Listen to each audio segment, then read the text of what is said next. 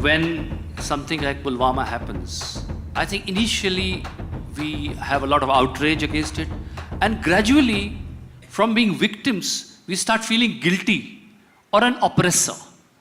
And a lot of complexities come in, and it seems a very fuzzy view after that, and a nation feels very confused what should be their reaction to terror.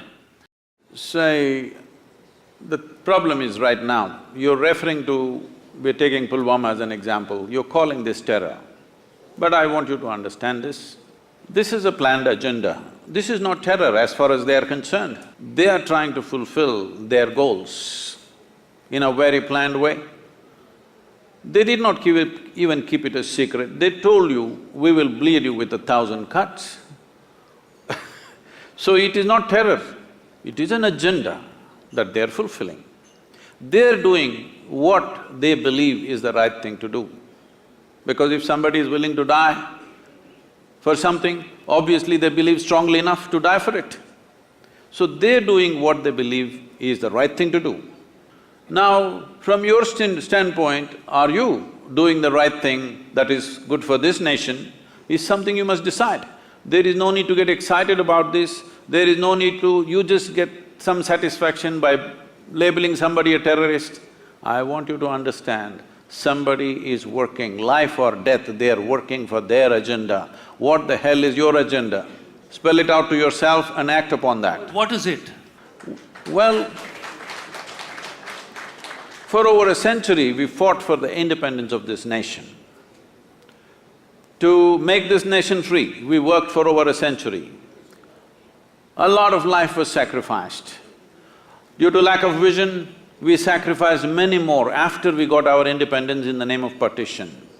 Now, with one partition, you have seen 1 million people, over 1 million people dead and over 15 million people crossing borders from both sides, suffering. Human suffering is human suffering for me. It doesn't matter which side it's happened.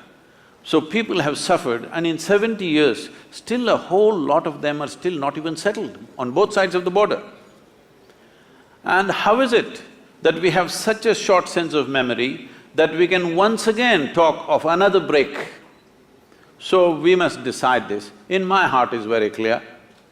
First one thing is, make it clear to all the Indians what is India and what is not India. Please do this. Don't keep the ambiguity continuing forever. Just 100%, this is our country, this is not our country, let us focus on what we need to do for the well-being of these people, rather than going on endlessly debating, where is the border? How long will you debate? 2 generations of people are gone after independence and still you're debating the same thing. This is the time. If nation's consciousness is somehow awakened because of a shocking incident, please make up your mind now and work for that goal, because the sovereignty of the nation is important. For me, within my heart, well, it would be fantastic if we lived here as global citizens and we're capable of embracing each other and living here wonderfully, that would be fantastic. But we have not come there. Still, nation is the largest human entity you can address. If you want to address human well-being, you can only address it as a nation. You cannot address it as a globe. We don't have the mechanics to do such a thing. So, this nation, over 1.3 billion people, is a world by itself. So if we want to take these people towards fulfillment of their lives in this generation, the most important thing is we decide in terms of geography what is our nation, what is not our nation, and what do we stand for this. So protecting this is our business and our duty. Unfortunately, if cruel things happen, they happen. It is not our intent. I am not even talking about retribution, revenge, no, this is not our nature. But solution for this nation is important. That people of this nation can prosper is an important duty that the leaders of this nation owe to every citizen in this country. For that, it is very important that our borders are quiet, because the service and sacrifice of our soldiers is the basis. It is upon that foundation that you write your poetry, I do my spirituality, he does his yoga, somebody does his business.